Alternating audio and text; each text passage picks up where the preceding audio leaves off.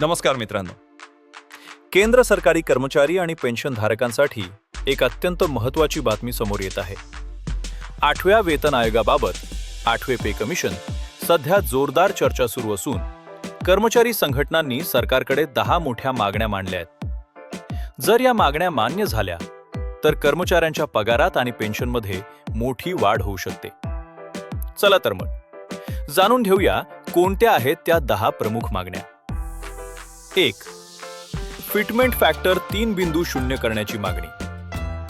कर्मचारी संघटनांनी मागणी केली आहे की 8व्या वेतन आयोगाचा फिटमेंट फॅक्टर किमान 3.0 असावा.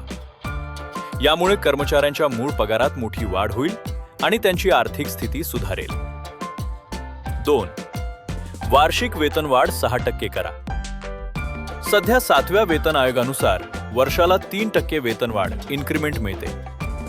वाढती महागाई पाहता ही वाढ 3% वरून 6% करावी अशी मागणी करण्यात आली आहे.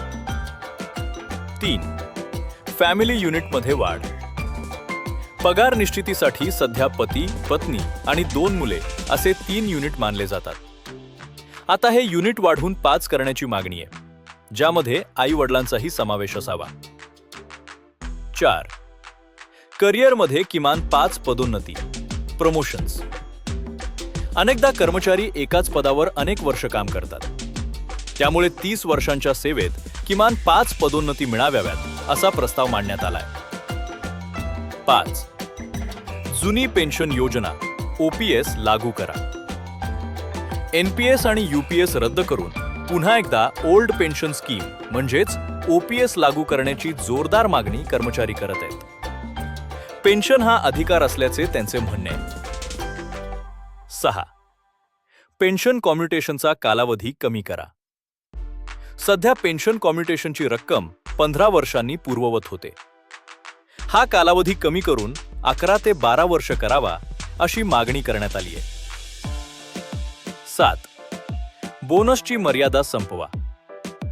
सध्या बोनसची मर्यादा 7,000 रुपयांपर्यंत मर्यादित आहे. ती काढून टाकून किमान 18,000 रुपये 30 दिवसांचा मूळ पगार बोनस मिळावा असे संघटनांचे म्हणणे. 8. वैद्यकीय सुविधा आणि रजा.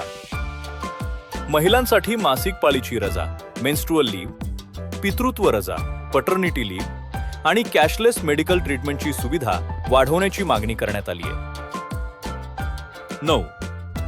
कंत्राटी पद्धत आणि आउटसोर्सिंग बंद करा. सरकारी नोकऱ्यांमधील कंत्राटी पद्धत आणि आउटसोर्सिंगला विरोध दर्शवण्यात आला असून रिक्त असलेल्या 15 लाख जागा कायमस्वरूपी भरतीद्वारे भरण्याची मागणी केली आहे. 10. समान वेतन संरचना.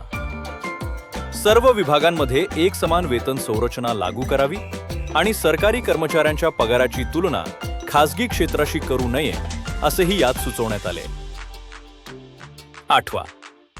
वेतन आयोग कधी लागू होणार. नियमानुसार दर 10 वर्षांनी नवीन वेतन आयोग येतो. 7वा वेतन आयोग 2016 मध्ये आला होता. त्याप्रमाणे 8वा वेतन आयोग जानेवारी 2026 पासून लागू होणे अपेक्षित आहे. मात्र सरकारने अद्याप यावर अधिकृत शिक्कामोर्तब केलेले नाही.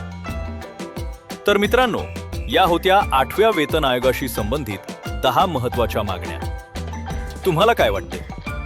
सरकारने या मागण्या मान्य करायला हव्यात का? कमेंट्समध्ये नक्की सांगा. अशाच नवनवीन अपडेट्ससाठी आमच्या चॅनलला सबस्क्राईब करायला विसरू नका. धन्यवाद.